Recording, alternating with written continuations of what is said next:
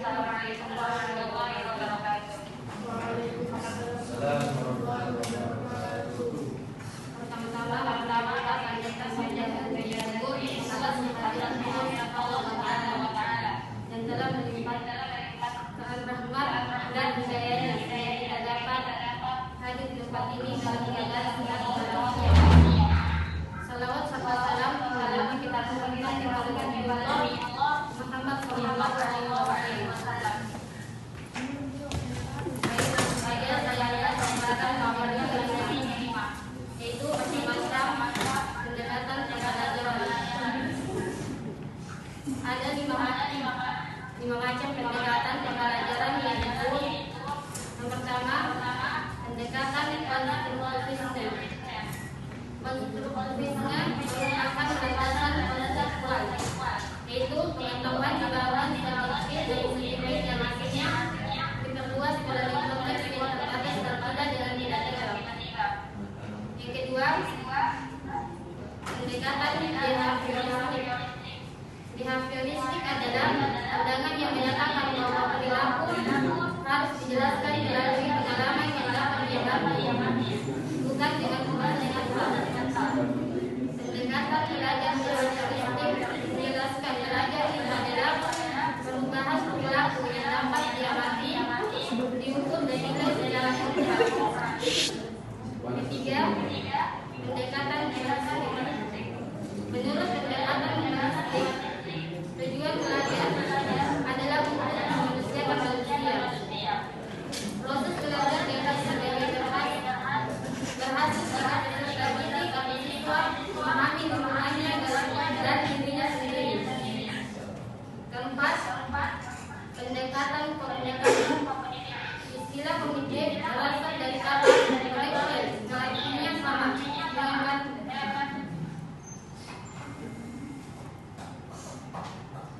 dengan kata belum yang berarti mengetahui. Dalam perkembangan selanjutnya, istilah kognitif menjadi sangat populer sebagai salah satu terbaik atau wilayah psikologis. Manusia berhubungan dengan pemahaman, pertimbangan, pengelolaan informasi dan keyakinan. Yang kelima, pendekatan konseptual. Pendekatan konseptual menempatkan siswa dalam konteks bermakna yang memberikan pengetahuan awal siswa dengan materi yang sudah dipelajari dan sekaligus memperhatikan faktor kebutuhan yang membuat siswa dan pelajar. Baik, itu saja yang bisa disampaikan saya. Baik, di sini saya akan menjawab pertanyaan dari saudara Syaril pertama, yang dimana pertanyaannya adalah dalam aspek konseptual kurikulum merdeka, manakah yang lebih unggul diterapkan, apakah strategi pembelajaran atau metode pembelajaran dalam kurikulum merdeka? Baik, jawabannya ialah dalam konteks kurikulum merdeka, baik strategi pembelajaran maupun metode pembelajaran memiliki peran yang penting. Strategi pembelajaran mengacu pada pendekatan umum yang digunakan dalam proses pembelajaran, sementara metode pembelajaran merujuk pada teknik dan alat yang digunakan untuk mengajar. Dalam kurikulum merdeka, strategi pembelajaran yang unggul adalah pendekatan yang menekankan pada kemandirian dan partisipasi aktif siswa dalam proses pembelajaran. Strategi ini mendorong siswa untuk menjadi pemikir kritis, kreatif, dan mandiri. Siswa diberi kebebasan untuk mengeksplorasi minat dan bakat mereka sendiri, serta berpartisipasi dalam pengambilan keputusan terkait pembelajaran. Di sisi lain, metode pembelajaran yang unggul dalam kurikulum merdeka adalah metode yang interaktif, kolaboratif, dan berpusat pada siswa. Metode ini melibatkan siswa secara aktif dalam proses pembelajaran, seperti diskusi kelompok, proyek berbasis masalah, eksperimen, dan presentasi. Metode ini memungkinkan siswa untuk belajar secara aktif, berkolaborasi dengan teman sebaya, dan mengembangkan keterampilan sosial dan keterampilan berpikir kritis. Sebagai kesimpulan, baik strategi pembelajaran maupun metode pembelajaran memiliki peran yang penting dalam kurikulum merdeka.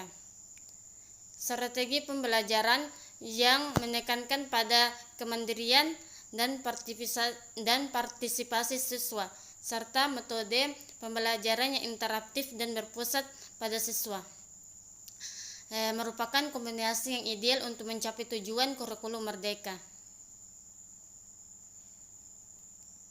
Baik, di sini saya akan menjawab pertanyaan dari saudara Tasman, yang dimana pertanyaannya adalah apakah metode pembelajaran ceramah, diskusi, tanya jawab bisa sepenuhnya kita mendapatkan ilmu dari situ, atau masih ada metode lain yang bisa dipakai?